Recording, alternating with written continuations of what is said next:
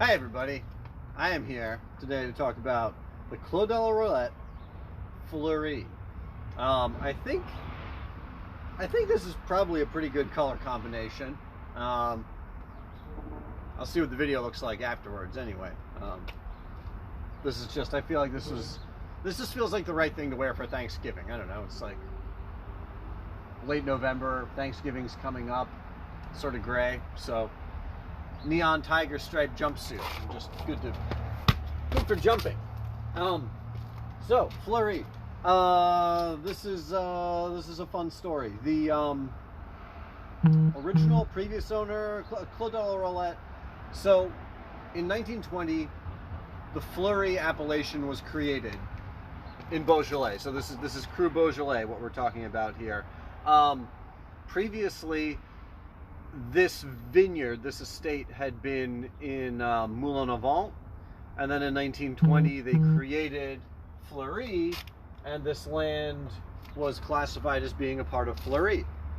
The owner at that time was really angry about that, because Moulin was very prestigious, you know, and that was like, what the heck, there's a little piece of glass in there.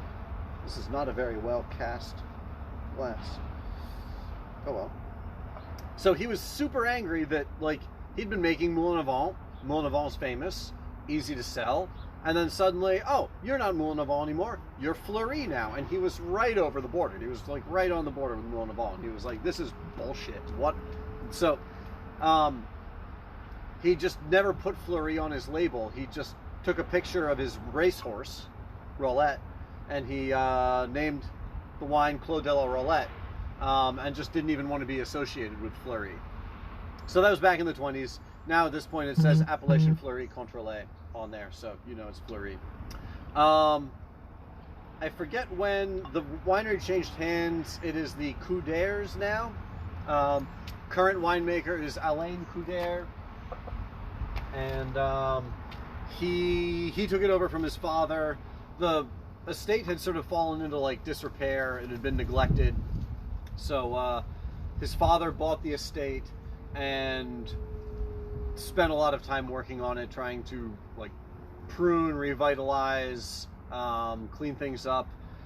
It's one of the highest hillsides in Beaujolais. It's one of like the 9 or 10 highest, and the soil is very, actually I'm not even going to talk about that now. I'm just going to taste the wine.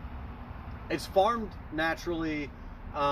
They work the vineyard twice a year, just like work the soil twice a year, so not a lot, very gently, being very careful of the roots of all the old vines. The vines here are like 30 to 80 years old. Hand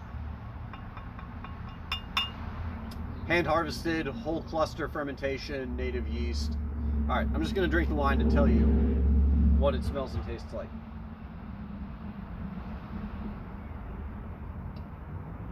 Dark, like raspberry, not really like blackberry. It's not like really black fruit, but it's like juicy red berry, cherry, like cherry raspberry, sort of exuberant.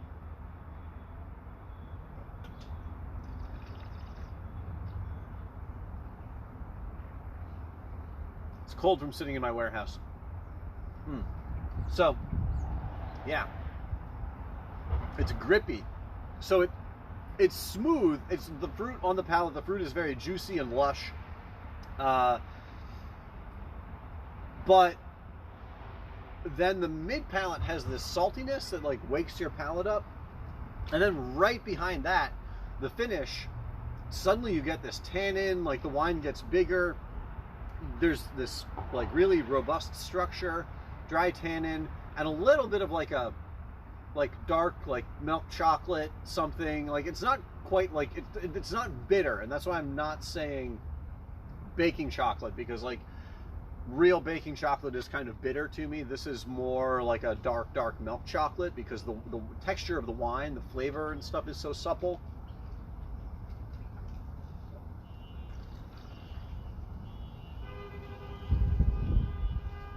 But it's a real rich, substantial Beaujolais, which is not classic Fleurie. Fleurie is supposed to be like prettier and more floral and stuff like that. This is much more serious, much more substantial, much more structured, like a Moulin because, you know, even though this is Fleurie, the soil is actually very similar to Moulin It's more clay and manganese.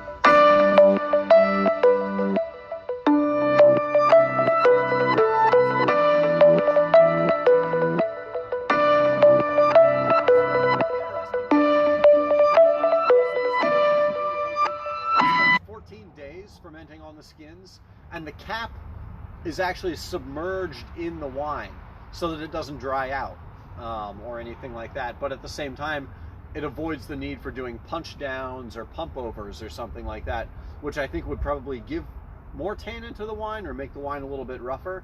So it's interesting, and it's a very delicious, really impressive Beaujolais. I guess I haven't been gushing about how delicious it is because this is allocated. I only get a small quantity every year, and it sells out like immediately. So I just got like 20 odd cases of this yesterday. Most of it is already gone, but I have like 8 cases or so, 7 cases left on hand right now. So this is really delicious, and this is like just over $20 retail. It's not an expensive wine for what this is, for how this drinks, how good it is, and how interesting. And this is they are a pretty important Beaujolais producer. I would say they are a great Beaujolais producer. This is just their entry level Fleurie, and then they make a bunch of pretty fantastic cuvées, and they've been doing this for a long time. They've been working this way for a couple generations now.